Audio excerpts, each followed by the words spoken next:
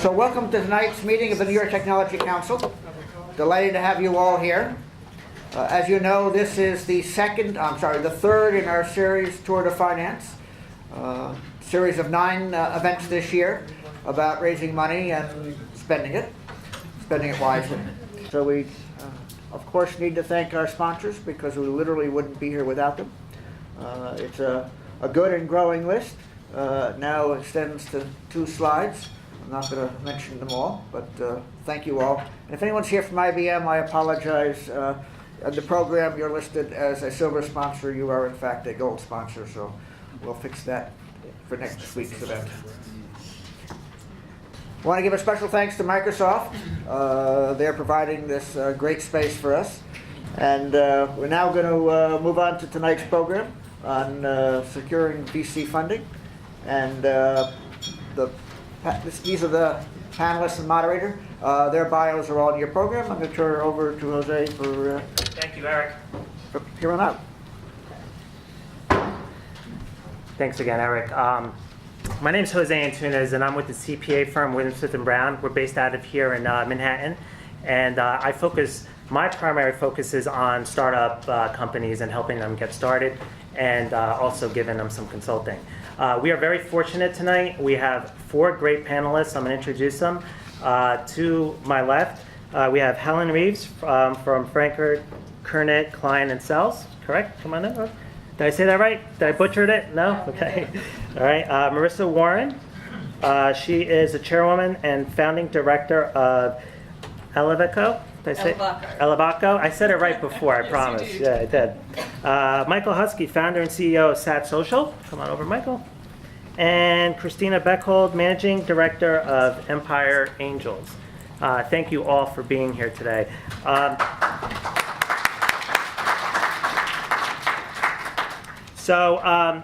Like Eric said, this is the Tour de Finance Securing VC Funding, and this is the 3rd session.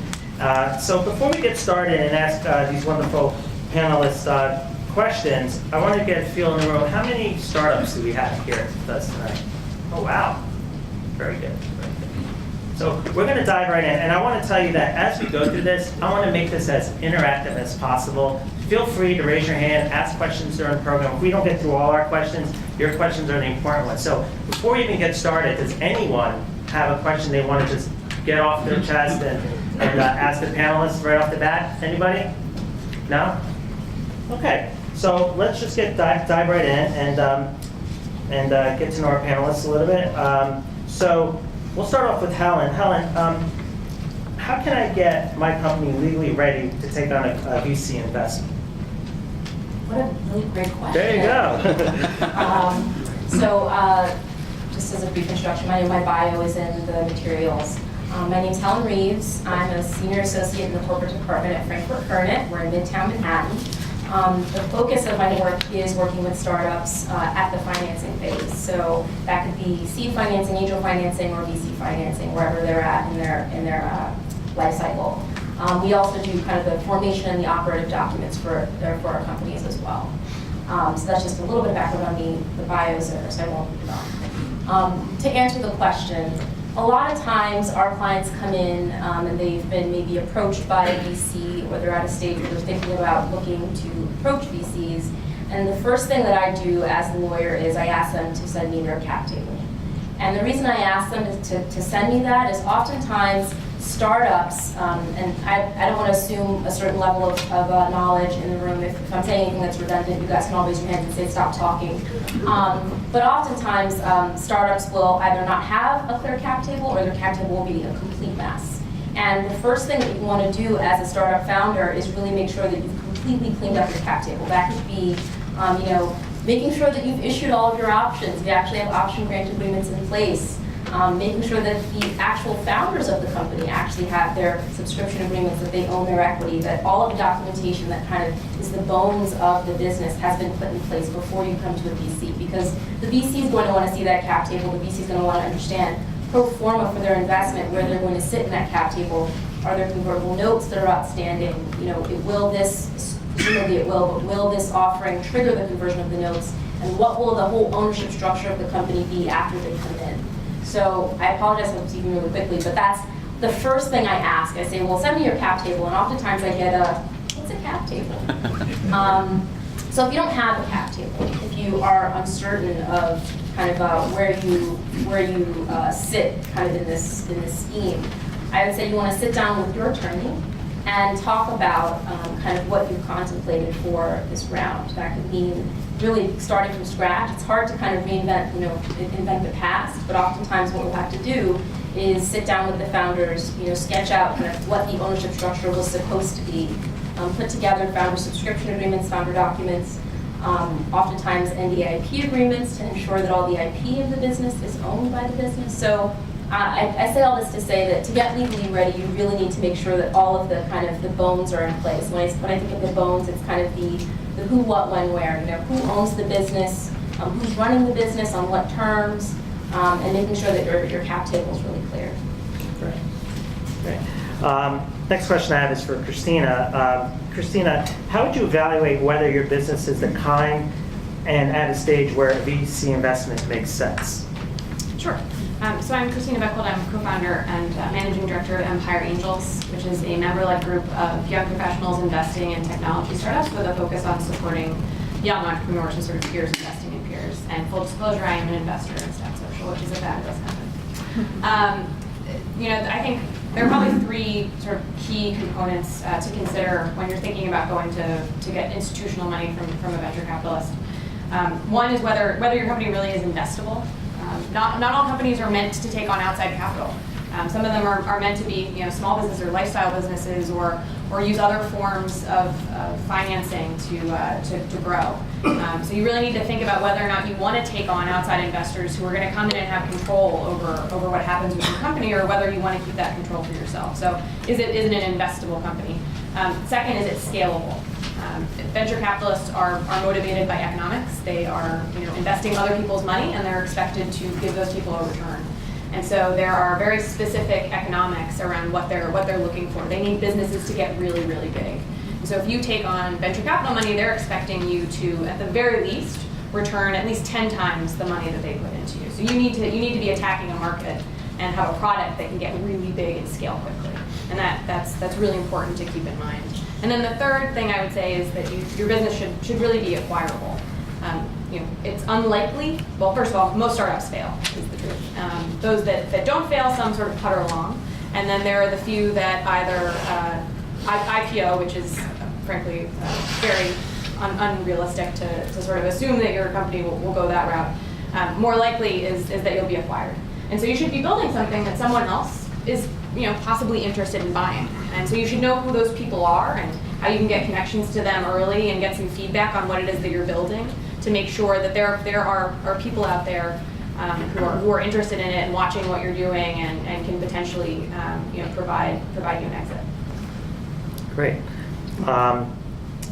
Marisa, the confidence and self-belief that their idea is worth investing in, the idea of approaching VCs can be very overwhelming. As a female, what to expect, how to overcome that fear and prepare for VC meetings. Can you give us a little feedback on that? Sure. So hi, Marisa Warren, as Jose said. So I'm the chairwoman and founding director of ELEVACAO. So ELEVACAO, where our goal is to empower 1,000 technology female entrepreneurs by 2018. So we connect, yes. That's fantastic. We connect, so not-for-profit as well. We connect female, so first-time female technology entrepreneurs. In fact, one of them is one of our members in the audience, so Great. Jessica. And yes, we connect them with the people and the organisations that they require to take their business to the next level. So the question is about sort of the confidence, and what we see is, from an ELEVACAO perspective, a lot about they're first-time female entrepreneurs, and they have a great idea, but then it's that confidence around, do I actually really think that this idea is going to be able to make money? It's even things around having that conversation with family and friends, because their family and friends may not have seen them as a entrepreneur or even even a technology specialist if they're coming from a different industry. So from that confidence aspect, it's a matter of sort of surrounding yourself with like-minded individuals and other entrepreneurs, even down to sort of doing, positive affirmation statements. I mean, I know that sounds a little bit sort of esoteric, but it's, just reinforcing that you are a female founder technology entrepreneur. So that's the one aspect from sort of from a confidence side. Then it's the second part is getting ready for the pitch with the VCs, because it's coming into, if you have a look at the percentage of tech sort of startups and female founders, it's 3% of all technology companies are founded by women. Yet they're about 15% more profitable. So that's a whole nother sort of discussion. But Question in the back? sure. When you say founded by women, does that mean somebody on the original team or majority holder of the firm? Yeah, typically sort of like either a single founder or a founder, a female that's a part of the founding team. So one of three or something like that. Yeah, thank you.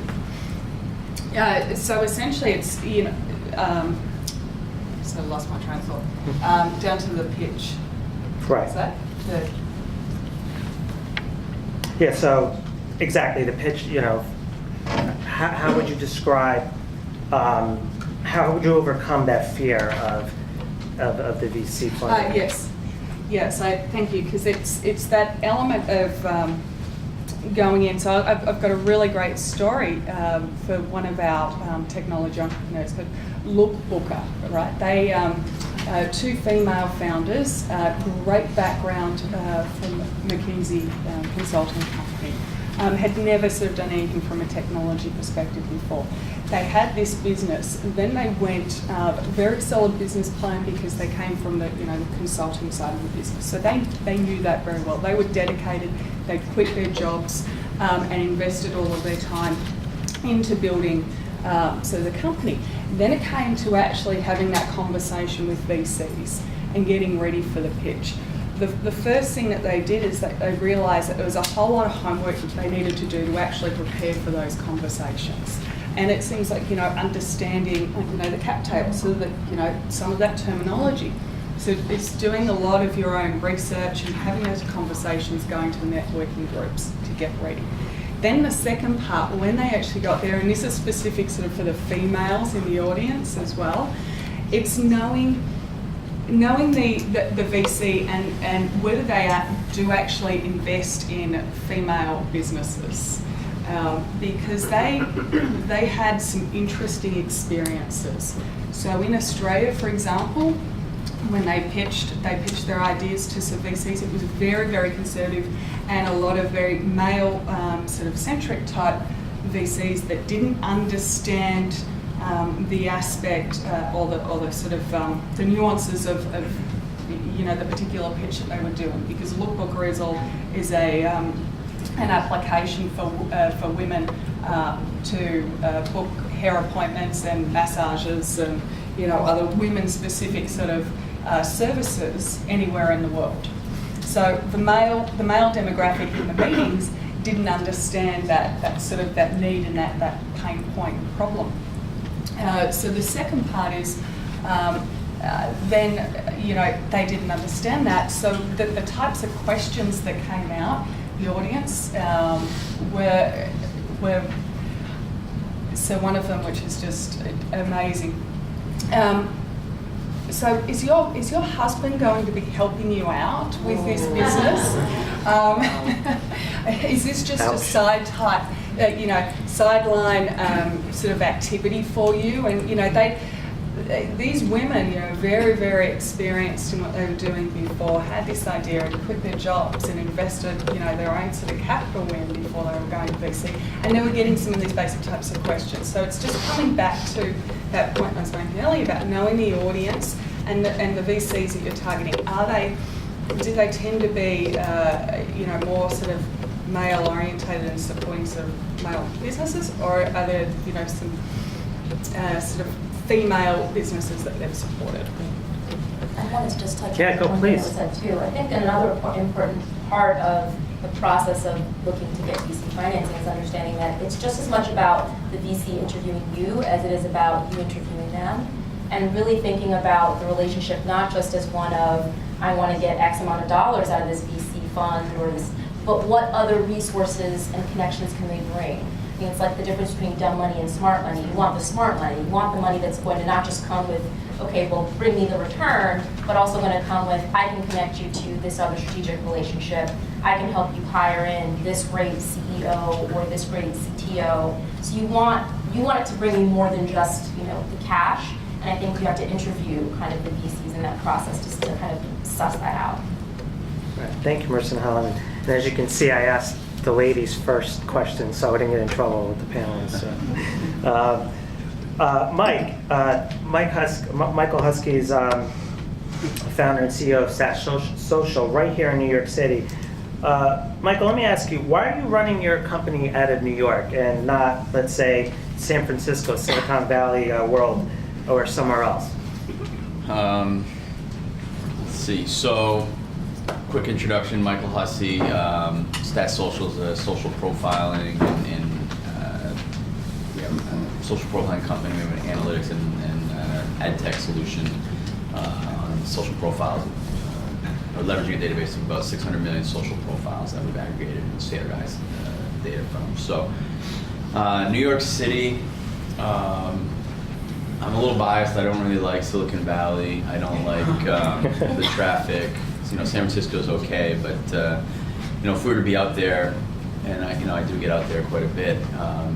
Much of the work is you have to drive out to the valley, and it's a real pain. I think New York is much more in tune with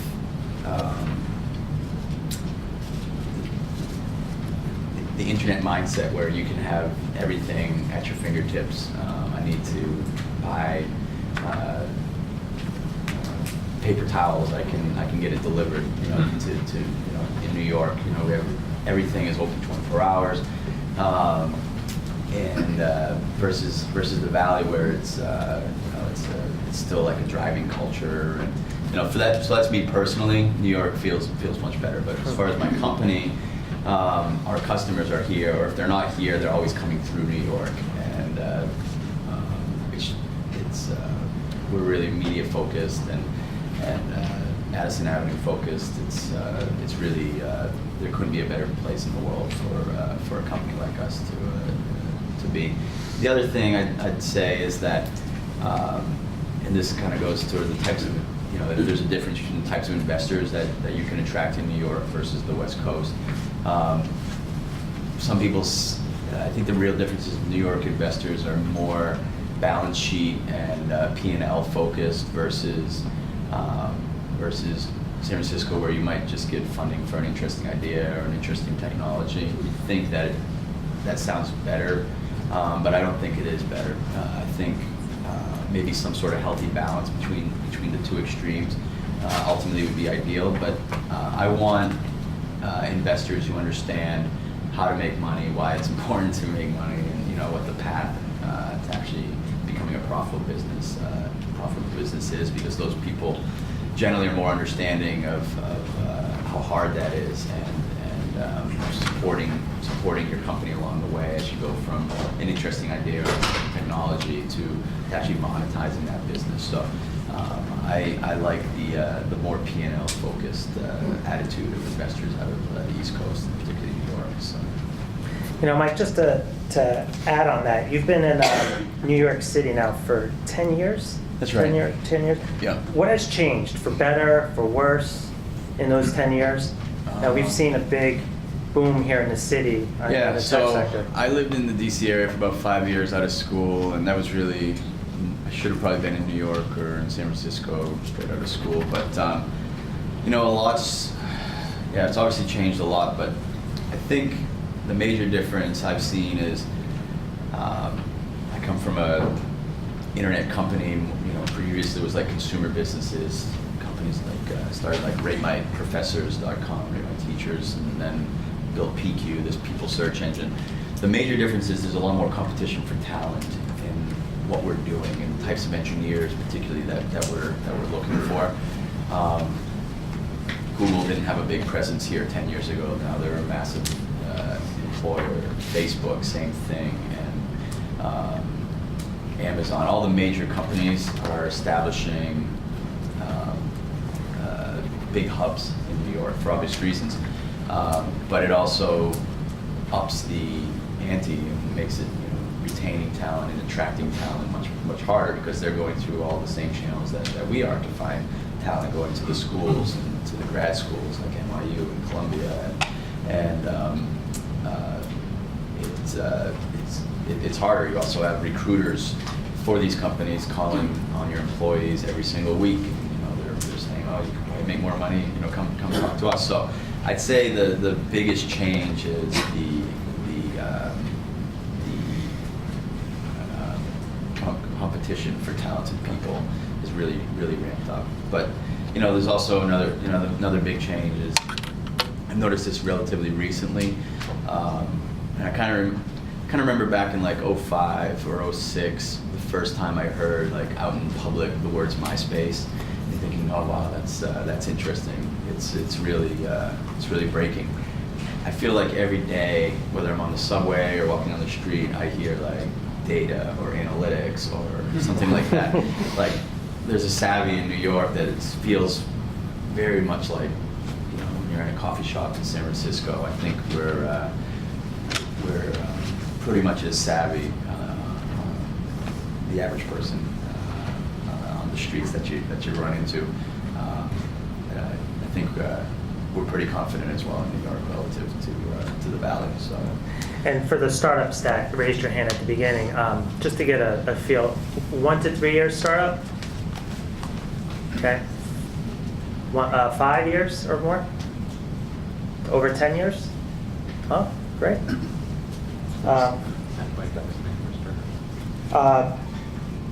Helen, just to go back, because I think it's important to talk about the cap tables, what typical issues come up when it comes to starting up cap table investments?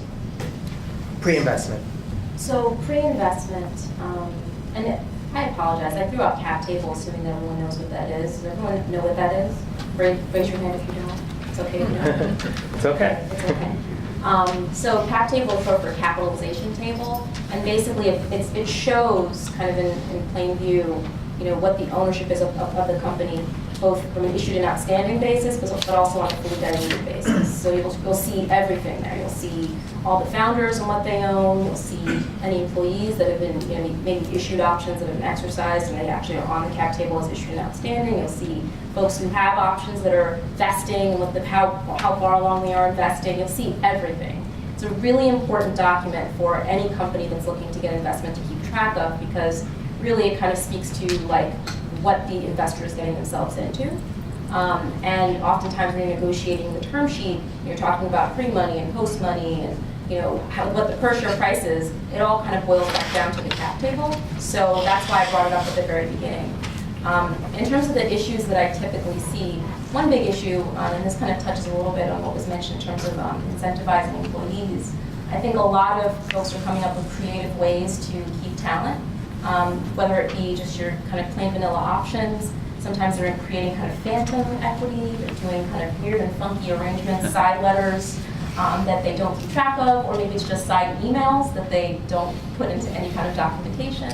And so you've got all these kind of stray arrangements with service providers to kind of keep them plugged into the company, to keep them working, but you're not documenting them in any real way. So when you approach a VC or a VC approaches you and says, okay, want to invest, you don't really have a track record of kind of like, okay, well, what's out there? Have I promised to someone else 5% of the liquidation proceeds on a sale? Have I promised to somebody that they're going to get anti-dilution protection on any issuances of additional equity? Have I promised someone options that just haven't been documented or not on the cap table? And let's see, question? Yes. I do have a follow-up question. As far as cap tables, I understand how that goes, but how do you deal with employees who may have signed an NDA agreement somewhere else? And you end up with kind of an interesting challenge there, because also they're bringing information into your company potentially, but they can't tell you what they can't tell you. Well, I mean, the short answer I give you is talk to your lawyer. The long answer is, and actually I want to make sure that I hit on that too, because I've been talking a lot about the cap table, but there are all these other documents that are really critical to your business when you're first starting it out, especially as you start to create value. So one of them is these NDAs, non-disclosure agreement. Typically, these agreements will be things that the founders will sign, that any new employees will sign, that anyone who comes into the company and will be creating IP or be exposed to confidential information will sign. And it basically says, you know what, anything you create for the company is work for hire, and it all belongs to the company, it's all ours. And that's a great thing to have. If you don't have that, and you are a business, especially a tech business, a tech-based business, please run to your lawyer fast and figure out what to do. Because if you're in a situation where you don't have that documentation in place and you're really building up value based on your IP, you know, going back to the saleable question, you know, that really has meaning. If you're hiring someone in who has signed an NDA IP agreement with a prior employer, so the first thing is, this is very tricky stuff because oftentimes you have folks who are working for an employer and have signed an NDA, but they're also moonlighting maybe for you or for other startups, kind of doing development work, and that's very typical. And what often happens is they don't know what they signed. So what they signed with their employer says, anything that you do on our time, using our computers or using any of our materials belongs to us. And there's no special carve-outs negotiated for if you do it at home or if you're using your own computer. I mean, it can be very broad. So the first thing to do is kind of look at what's been signed, and if it's very, very broad, then you want to make sure that they've terminated that employment relationship before they start creating value and working for you. Or if they can't do that they get some kind of waiver from their existing employer that says, we're okay, we know that you're working with XYZ startup, and it's fine, whatever you create for them is theirs. That's pretty atypical, I'll tell you. If you're in a situation where you've already had them create work for you, which is often what happens, and they've signed an NDA, I mean, it's a problem. I think you have to then, at that point, kind of go to the right thing to do would be to go to the existing employer and say, or have the employee obviously go to the existing employer and say, I've been doing this work and, I need an assignment, I need a waiver for, with respect to your rights with respect to your rights as to that IP. It can get very messy is the very, very short answer. You want to make sure that you're asking the right questions and looking at the right documentation before people start to create real valuable IP for you.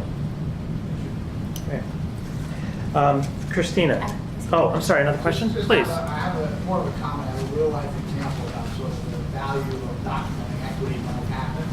Please share. I was on a call yesterday with a client of mine who promised his chief engineer equity about a year ago. And over the course of a year, built a ton of value. And now we're on a call trying to figure out how to get the equity to this employee at a marginal value so that he doesn't have a tax event, because that's the issue. If you give an employee equity that has a real value, most times they have to stroke a check for the taxes and they haven't received any money, and that's a tough place to be from both sides of the equation. So the real rub is they're about to do a capital raise. So to document the fact that there's marginal value in equity, and then go and do a capital raise 2 months later at a $3 or $4 or $5 million valuation is really difficult, if near impossible. So if they did what they were supposed to do a year ago, nobody would be in that situation. So and I see this 1,000 times over. Generally, every entrepreneur that I meet, or company that I meet, is in that same predicament. So it's really important just to sort of advertise to the attorneys, get the attorney on board early and get these things papered up. So many times we see that the cap table isn't papered up, and as an accountant, I'm an accountant, by the way, so as an accountant or attorney, or I have a valuation guy on my left here, it's a real difficult case to make for the entrepreneur and the company if it isn't done timely. So just more of a comment. And also, as a footnote to that, I do think having at least a sketched out cap table also will signal to an investor that you're ready and that you've really thought through, what you want your company to kind of look like pro forma. So, for example, one big thing that often comes up in negotiations on a term sheet will be, the size of the option pool. If you're going to have, typically an investor will say, you guys are going to establish an option pool before I come in because I don't want to be diluted by issuances of options to your employees. I want you guys to suffer all that dilution up front and then I'll come in after. So what's the size of that pool going to be? That becomes a negotiation.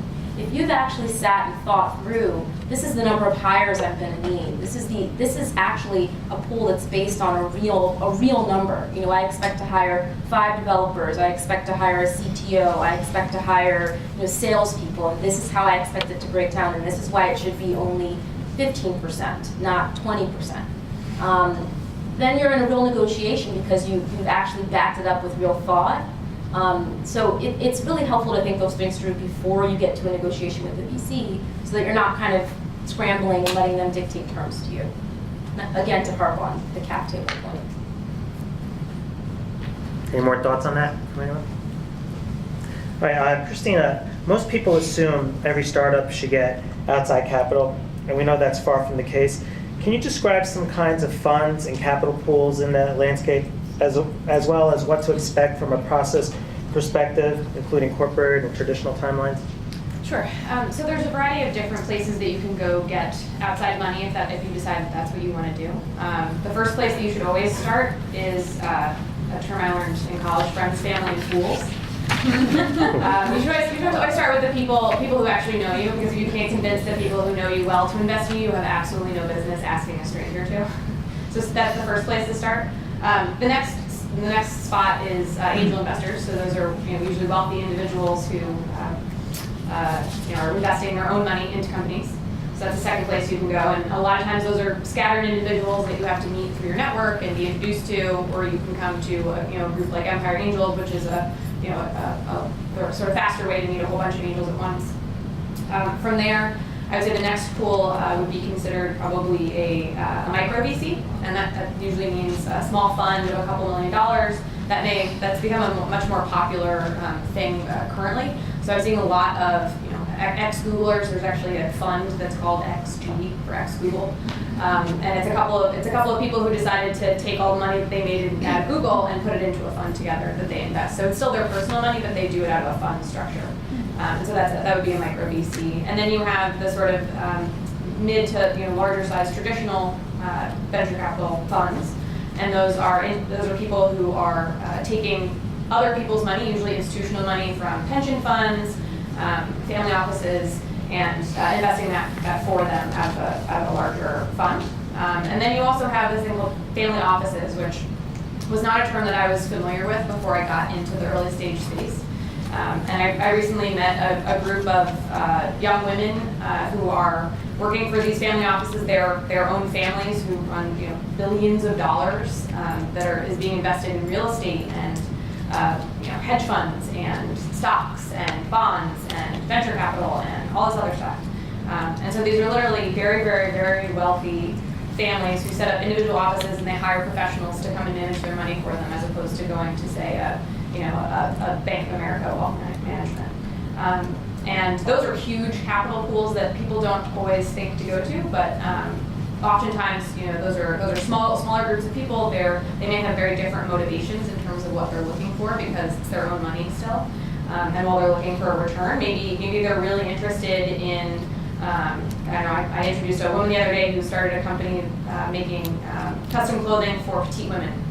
And there were some very petite women that I knew who were running family offices, and it was a perfect match because they understood that product and it was a great fit for them. That was not a business that I could really take. There were plenty of venture capitalists that I could think of that would fit into that space. So family offices are always a good alternative, actually, to VCs, because a lot of them understand the space because they're investing in funds, but they often make direct investment as well. And then to the traditional versus corporate venture capital, my day job is actually doing early stage VC for Samsung. And I was not super familiar with sort of the corporate VC side before I started that role. And it's a very different perspective than a traditional VC that's investing out of a sort of normal fund. Corporate VCs generally are being motivated by the strategic element of an investment, so they're looking often for ways that your company can bring insight and innovation into their usually large company. And you'd be amazed how many brands and companies have VC arms. I found out recently that Best Buy has a venture capital team. I have no idea what That's that interesting. is really venture investing in, but you'd be amazed, especially right now. I think it's a pretty bubbly market, and there's a lot of people who are looking at making VC investments. So those are great capital pools to access, and you just have to get the right introductions. But it's important to consider what their motivations are and what you're going to have to give up in order to work with them. I find that a lot of companies don't totally appreciate the resources and the time that is going to go into working with a corporate VC in terms of the strategic opportunity that they're going to be expected to deliver on. And that's something to think about when you're a small team of 8 or 10 people, and you're being told that you have to drop what you're doing and go work on this thing that your corporate investor really wants you to work on. That can be very challenging for people to figure out how to manage and navigate. So there are pros and cons to working with traditional versus corporate, and you just have to think about what's going to be best for your particular business and what you're trying to build. Great. Thank you. Marisa, going back, being a female in the industry, can you give us some tips on developing that pitch that will resonate with the male audience? Yes. So yeah, coming back and understanding who is in the room. I mean, that's the first thing. I mean, even down to the point of stalking their social media profiles, getting a really good understanding, from LinkedIn, what type of groups, just to really profile the individuals that are in the room. And when you're doing your pitch, it's also the difference between, you're pitching to, investors. They're not customers. They're not, prospects. It's a very different pitch. We had a pitching session recently, and it's sort of, you want to be able to, deliver the message, within sort of 5 to 10 minutes around, what it is about, the business, the problem that you're trying to address. What is your solution? What is the market opportunity? What does the team look like? And the ability for the team to execute. The revenue potential. And you want to be, extremely sort of succinct. I mean, whether it's, male or female, is, succinct, but then with that, sort of building that sort of emotional sort of connection as well to, to your message. Because at the end of the day, I mean, this comes down to, people buy from people. If you're not, creating sort of that connection with them, it's going to be very, very difficult to, try and move forward. And that comes down to really understanding who is in the room to start off with. Right. And then from a messaging perspective, around males and females, again, it's very, very different. So. Great. Michael, what is, focusing back on New York, how's the market right now for raising money? There's a lot of money in New York. Right. What are some of the challenges that you're facing? Oh, what Christina was talking about, like, there's a lot of corporate VC arms that you have to understand what the motivation of the investor is. I think it's very important. I've liked working with Christina's group, with Empire Angels, and there must be 10 or more individuals that have participated. The primary motivation for many of those investors is to learn about startups and learn about angel investing, and so it's been a good group for us particularly at an early stage, because there's been a good bit of patience. We're now talking to a number. I've had 3 meetings, I think, this week with corporate VC arms, not some, but with big names, and they all have an angle where, like you said, if they commit to you, they're going to require a lot more than they're going to require that you tailor a lot of your resources to their specific needs. And so If we're talking to a standard VC, they also have their own motivations. When you say that, do you mean that they're going to ask you to pivot your business or expect free services or? Yeah, they're going to expect that you build something that will directly benefit them. So if it's a bank, we're talking about a big bank right now, and we actually want to do business with that bank, so it's an interesting fit. We don't have to really change what we're doing, but once you get in and start negotiating terms, we may realize that it may be a bit more, and we really want to focus to tailor to that industry some of the asks that they might have. So, but the original question was, what are some of the challenges? Right. Facing. I think getting the right money from the right people or the right office or the right fund, because there's lots of people that in this city today that are willing to invest, but if you get the wrong investor, and I can speak from personal prior experiences, it can be a real pain and waste lots of your lots of time. So I think in an environment where a lot of people are excited about tech startups, a lot of people willing to jump in and write checks very quickly. Make sure you have the right lawyers first of all that are reviewing everything that you're considering signing, and making sure you're personally buttoned up. I had a good lawyer when I was 21, 22. I would have probably been further along in some of my previous startups, but just know who you're. When someone cuts you a check, you have to understand that's a partner. That's not someone that you can just ignore. And so they have their motivations. You have to understand what their motivations. You have to make sure that their motivations are aligned with your motivations as the person in charge of running that company. So I think that goes for everyone. That goes for your employees as well. Anyone that's involved in your company, you have to make sure that your motivations are all aligned and everyone's focused on what the ultimate big picture goal of your business is. Helen, you want to add to that? Yeah, I was going to add, I think it's a really good point, especially because I feel like there are a lot of people interested in writing checks very early, but then later on in latter rounds of financing when the company needs more cash, oftentimes I find that it's harder to raise money. It's harder to raise, you'll raise your maybe Series C, Series C, Series A, but then after the Series A, it's really hard for companies to get money, even from their existing investor pool in some instances.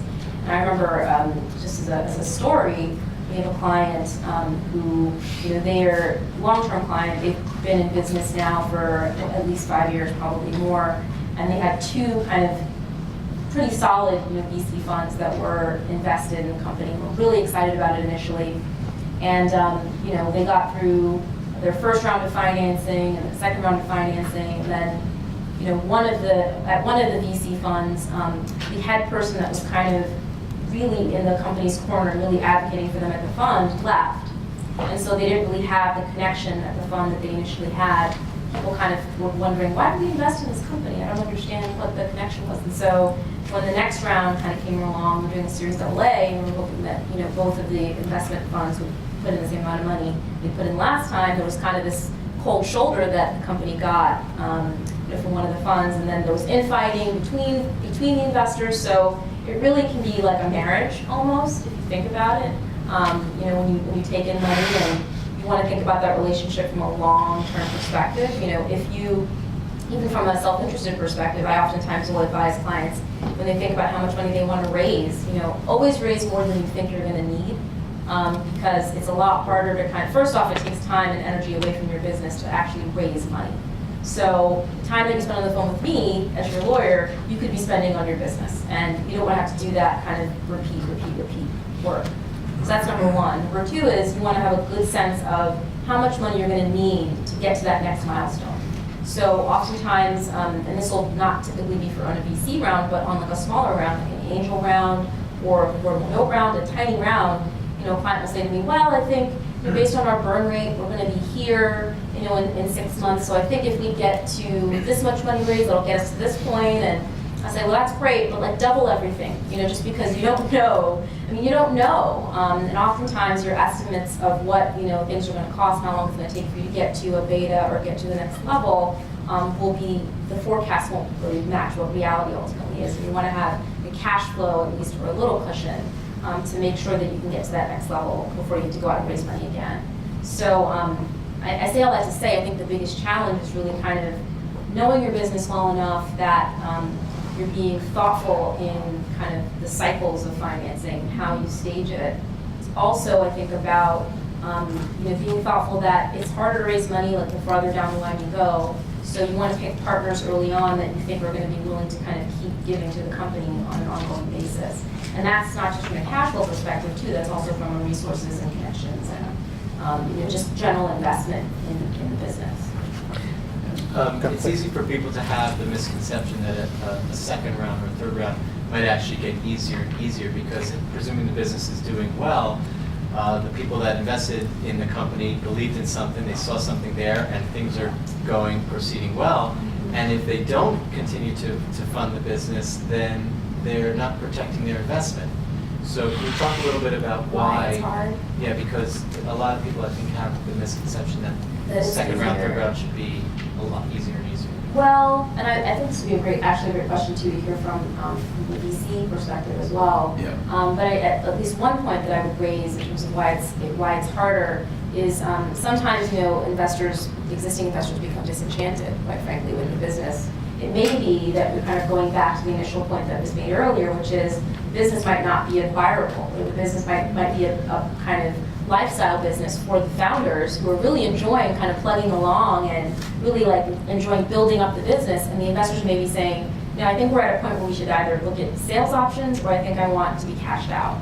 And so if you're at that stage in your business, it's going to be really, really hard to get people to then invest more cash. That's what I mean by understanding the motivation of your partner, your investment partners. If they expect to see an exit in 18 months, or you're putting yourself at risk if you take that money and in the back of your head you don't have the same timeline, you don't have the same motivation. So getting to know who's in the room, what their motivations are, and having a good lawyer who understands everything you said is obviously 100% true, but I didn't understand it when I was younger, and I signed bad contracts, and I've had companies that I started that exited at big numbers, and I've seen very small pieces of bad contracts that I signed. But you learn. I lived in you're smarter for it, but you have to know the motivation of the person that you're partnering. And just on the point as well around the exit strategy, you've got to be like really clear when you're building your business. You've got your idea. You've got to know the end goal. What are you working towards? What's that exit strategy? There's so many times where it's, I see entrepreneurs that they're in love with their business and their idea, and that's fantastic, and that passion is awesome. But what are you doing? Are you, yes, there may be some fantasies around wanting to IPO, and some do get there, but do you want to have it and sell it in 5 years? And if you do, then what does that mean? Because that's going to determine, what type of funding you get along the way, along those sort of milestones, and help sort of shape that plan. So it's pretty important. And there's another reason that I want to hear your thoughts for the same reason, but one thing that's curious is once a company starts becoming successful, starts literally making money, that's actually when the challenges can get even harder, and all the more reason why you need to be buttoned up from a legal perspective from day one. Because if you are successful, once a company started making money, that's when people's real intentions become very clear, and that's when interest can start to diverge. Like if you're making money, maybe one person wants to continue to make more money, or continue to invest more, and the other partners want to cash out or sell. And if you're not properly aligned from day one and continue to think about how to stay aligned along the way, you're going to run into trouble. And that's, again, speaking from personal experience with prior companies. But, anyway, sorry. Just your question, I would say that in the very early stages, your investors are investing in the potential of the business, of what it can be. And so you're gonna find a lot more people that are willing to like cut a quick check and you know, hope that this does really well because the idea is great and the team seems excellent and it's a big market and there's a lot of opportunity there. And as you move further down, to get people to, well, one, to like double down on investment if they're already investors is very challenging because then they start to see the actual execution and whether or not you're actually living up to the potential that they were investing in originally. And a lot of times that isn't the case. And also the early investors may or may not be people who actually have the capital to put you know, down into multiple companies or into a single company multiple times. So you need to understand, ask up front, like do you reinvest? Is that part of your investment strategy? And also just the fact that there is a lot of money, particularly right now, that is focused on the very, very early stages. So seed stages and even friends and family stages. You can get a lot of money in that space. There's a fair amount of Series A money, and there's very little beyond that. It's much harder to get the Series B, the Series C, and particularly for those raises, you're going after your hedge funds and wealth management firms that are looking into companies that are at that stage, and that's a very different expectation that they have for your business. All right, we have several questions. A little bit about stages there. So you mentioned seed, you mentioned angel, you mentioned Series A. And do people always go through that kind of evolution?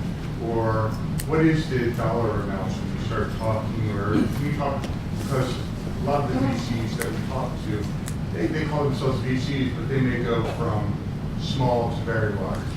Yeah, it depends. I think, at the seed stage, you're probably, well, I even start before that. I encourage people to raise a couple $100,000 as like their friends and family round to go out and test it and see what's happening. I don't really consider, a $300,000, $400,000 raise to be a seed. At this point, I think, seed has migrated to a much larger size, closer to around $1 million, I would say, is sort of the typical for seed right now.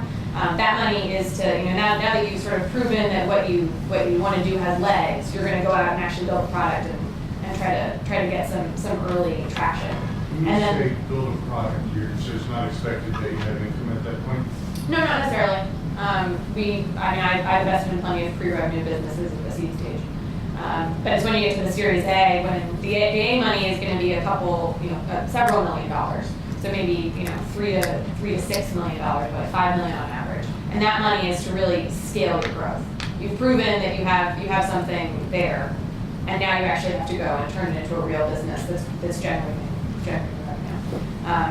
I see a lot in between that though, because to your earlier point, most companies don't raise or don't anticipate how much money they actually need for what they need to build, and things happen and you get delayed, and it took 6 months to do something that you thought would take 2. And so I'm seeing a lot more companies raise these bridge rounds in between their seed and their A, because once you do actually hit those sort of milestone funding rounds, there's a very specific expectation for what an investor is looking for.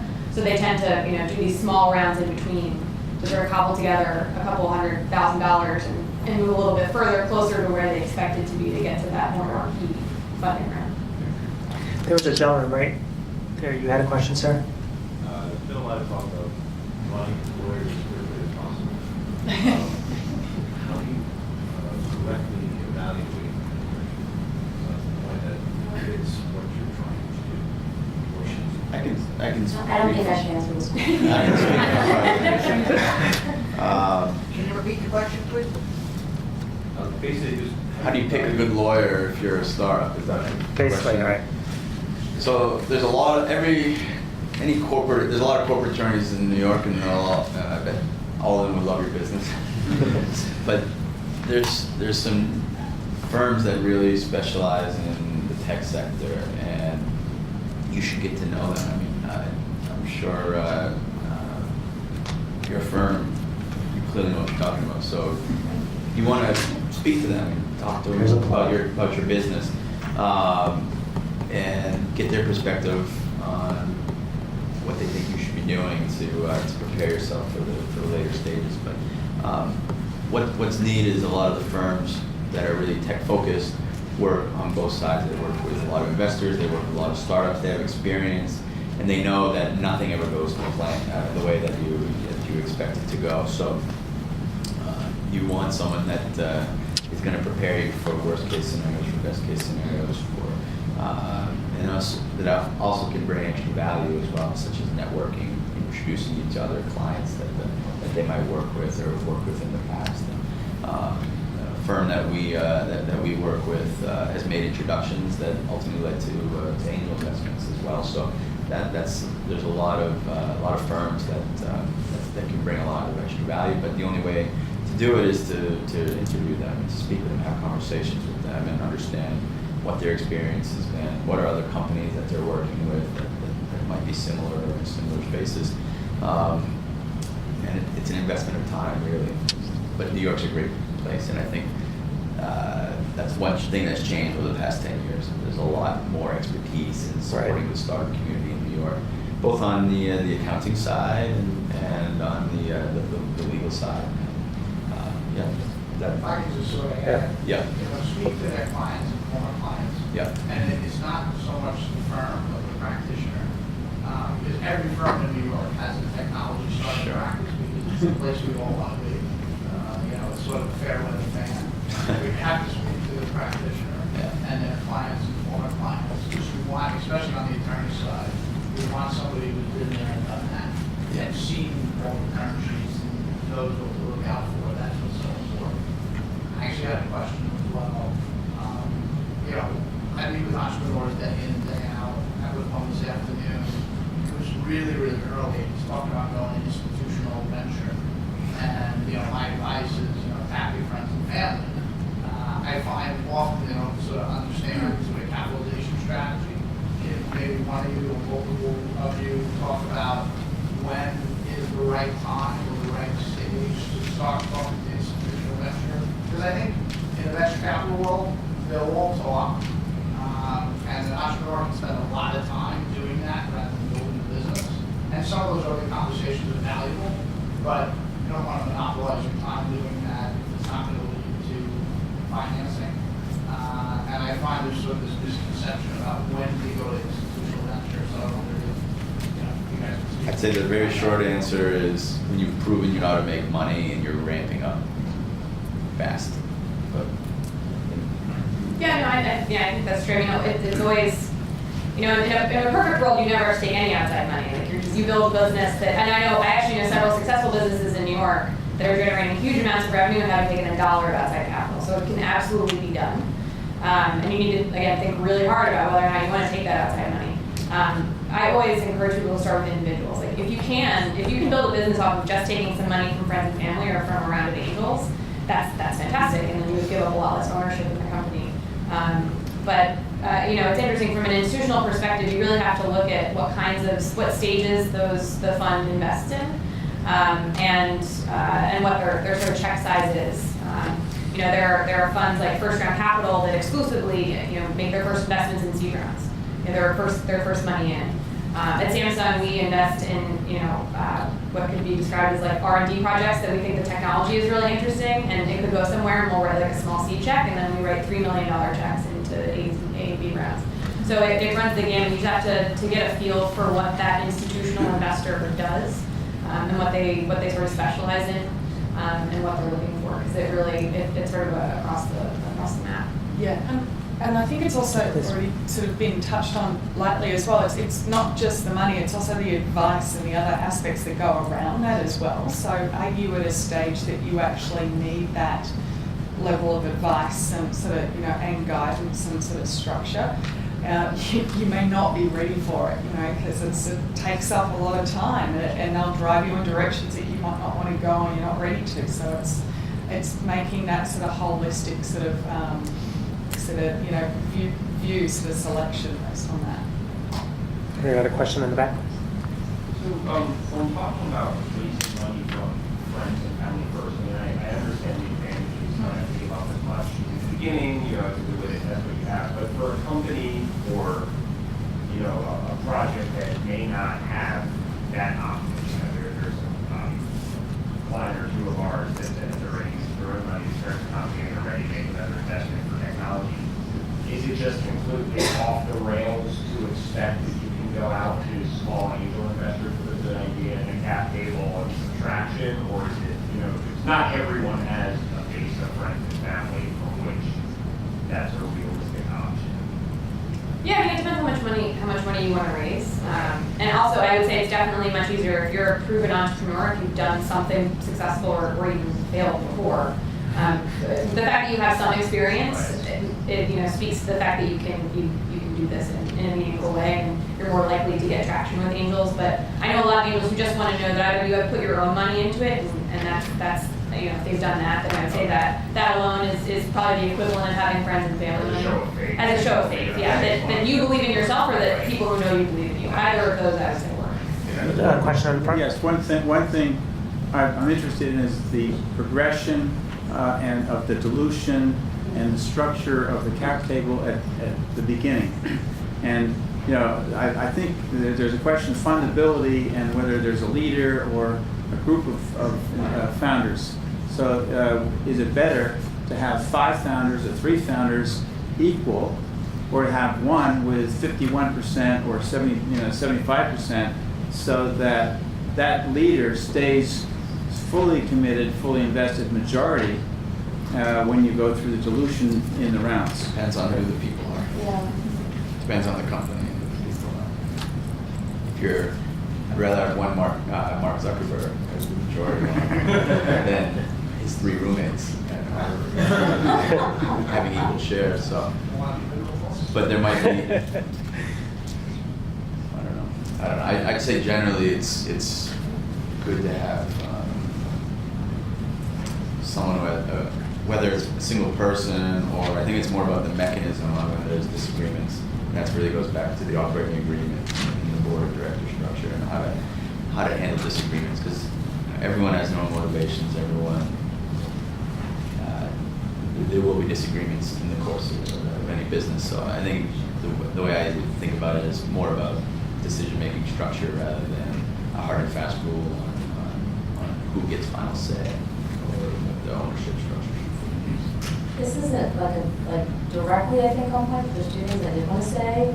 I think on founders' equity and kind of who owns what.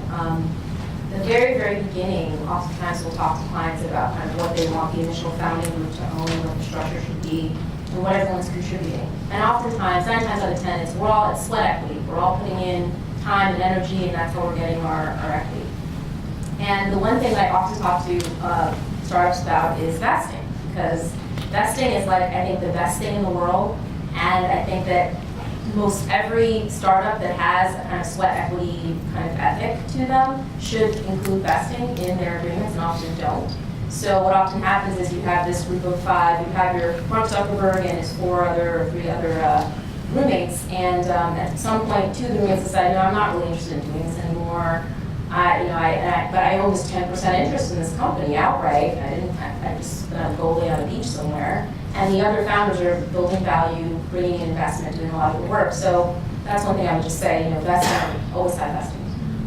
The second thing, I think, to your point is kind of, whether or not it's better to have one person who's the lead. And actually, when I thought about leads, I thought actually more so about VCs and investment. Oftentimes it's like the basic saying of supply and demand. So if you are in a situation where you're looking for investors, I think it's actually great to have more than one, to have multiple investors that are looking to invest in your business, because first off, you have leverage in your negotiation, because there's someone who maybe is willing to take the lead and say, I'm going to put in money and bring everyone else along. But then second off, it just, obviously you're bringing more people to the table, presumably have resources that will benefit the company. So when I think about lead, I think more about lead in the sense of from the investment side, not from the founders owning a lead position of the business, because everyone's going to get diluted ratably anyway. And the thought is, yeah, you own a smaller percentage, but it's of a more valuable enterprise. So it shouldn't. Ideally, you should be happier about that. You just mentioned the challenges of women raising venture capital. Does there tend to be a challenge also as the team gets older too? Because a lot of the things that you hear happening in Silicon Valley and elsewhere is 20-somethings. And those of us with more experience now going through this, does this become a challenge in raising capital, or is it considered a plus or minus, or just not really part of the fact?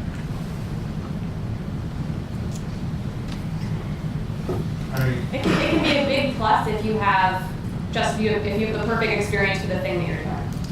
I think to be, it's a challenge to be an older entrepreneur in a sea of 22-year-olds who are raising tens of millions of dollars. Obviously, if your background is in running restaurants and you want to start a data analytics company, that probably is not going to work for you. If your background fits in really well, then you have the expertise that every investor is looking for in the kind of team that they want to invest in. So as long as it's the right fit, I think it can be a real advantage. Okay, question in the back. I just want to add to that. Actually, I have this client that is 72 years old, and he just started his second company. And because he's been in this industry, sort of logistics, for the last 30 years, he's got a network of investors. He's already proven himself. He's an idea guy. So I remember when I was talking to one of the partners in my firm, the CPA too, sorry about that. So, and they said, this guy's an idea guy. I said, oh, okay, tell me about him. I was like, well, he's 72. He's like, 72-year-old idea guy, and he's phenomenal. And he's got all the resources he needs. So we were talking about angels. He's like, no, I mean, it's not even his own fund. It's not even necessary. He's proving himself right. So I think on the flip side, if you're, like you said, if you're in the same industry or you've been proven that, hey, I'm an idea person, who's check out successful and, Sir in the back. Yeah, so I like that one comment here. So I work with a lot of clients that are disclosed, so they're sort of industry, they work in industry for 10 or 20 years, then now they want to start a company like everybody else in the planet. But I found is a lot of them have trouble raising capital for reasons that have nothing to do with the idea of their company. They get in their own way. So to tell one story, I have a client who's joining us on Wall Street, 10 years of private equity, super smart, knew more about his particular industry than probably anyone else in the country. Trying to be too smart, right? Trying to get investors to make it feel stupid. And we realize you're not going to get paid by trying to be smart, so you're not going to get paid. That's really no idea that they understand it. So this guy just gonna shoot himself in the foot. Tell me, I know how to raise $5 million, I don't want to raise $5 million. Towards the entire strategy, value prop, how to discuss it, coaching, how to speak to people, that is a little bit more able to connect. Sometimes when you're too much an expert in an industry, you don't know how to actually raise capital. Whereas the guy who just graduated from grad school doesn't know all that stuff. So actually comes across as very fresh-faced. That is an ironic paradox. That's so interesting, because I feel like in some ways that speaks to the larger point about the team and kind of who's running the team. And hopefully you have people who bring different things to the table. I mean, if you have someone who's older and has more experience in that particular industry, or someone who's younger but knows how to pitch, and hold the room, I think 9 times out of 10, it's the startup with the most kind of cohesive and kind of aligned team that is successful in raising money and building up the business, building value. So. Right. So I know I've gone a little over time. Is there any more questions that we could discuss? In the back, please. I often heard that angel investors or VCs, they want to, see the founder do the presentation. But what he said, in terms of maybe that's not the best person to do it on just from a personality point of view. Yeah, I mean, unfortunately, the founders are the ones that you're betting on. Yeah. So, it's not that they're the leadership of the company. So if you can't communicate your vision clearly to the people that you need to support it, then maybe this isn't the right thing to be doing, I would say. But let's say the founder is making the presentation and then handing part of the presentation over to somebody else. Oh, yeah. Yeah, that's But you're not gonna send in like your head of operations to pitch on your behalf. But I mean, yeah. Sometimes one person can be good at everything. Right. No, but you'd expect the founder to be able to articulate the vision. What the vision is, and create and have that passion for it as well. I have just one question, maybe for Michael. I remember going to a friends and family round, and there was a question as to whether he could go a note, or do I just give away some of the company 2% for American founders? Did you do a friends and family round? Which way did you go? What would I recommend? We did, so StatSocial we incubated in a previous company and we spun it out. And we did friends and family insider round. Raised a very small amount of money, less than $100,000. And that was in the form of common stock. Actually, it was very common. So, very not, you know. But they were friends and family, so there was a, we did a additional round. The next minute, we raised about $1 million or so, and that was in the form of convertible notes. And going back, I kind of wish we could have done originally, even though it was a small amount of money, I wish we could have done that in the form of convertible notes, because there was, when those notes converted into preferred shares, there were some additional rights that out of fairness, I wish those initial investors would have been able to get. But it was something we needed to do quickly, and people that I knew understood who we were and a lot of mutual trust between that inner circle. But it was something, we needed the money quickly out of the spin out just to keep the lights on, and we knew we were going to be able to raise more money. Just needed to do it that way. So.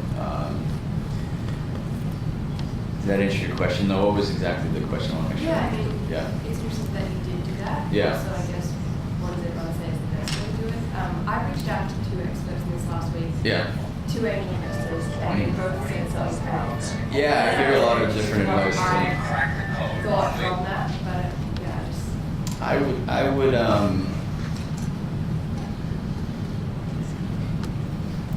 You want to protect your investors. They're the ones who are allowing you to operate without that capital. There's nothing there. So the convertible notes or the preferred shares, whatever, if you aren't successful, you shouldn't get the upside if there's like an exit. That's my opinion anyway. Like if you raise money at a $5 million valuation and sell the company for $4 million because you essentially failed, the people who backed you should be the people who get their money out first. And that's the whole purpose of these preferential rights, or most convertible notes have that baked in. So that, if you don't want to shoot for the stars, then you shouldn't be even thinking about convertible notes. And I think you were speaking to that. Like you need a vision, and you need to believe in the vision yourself that you're going to be able to take it to a whole other level. Otherwise, I think it's disingenuous to go out and try to raise money from outside investors if you don't really believe you're going to be able to be successful in a big way. Hope that makes sense. I think. Yeah. Is there any other questions? Okay, so as you've seen, we have 4 very knowledgeable, amazing people up here, so feel free to come up to them and speak to them one-on-one after session. So let's just give them all a round of applause.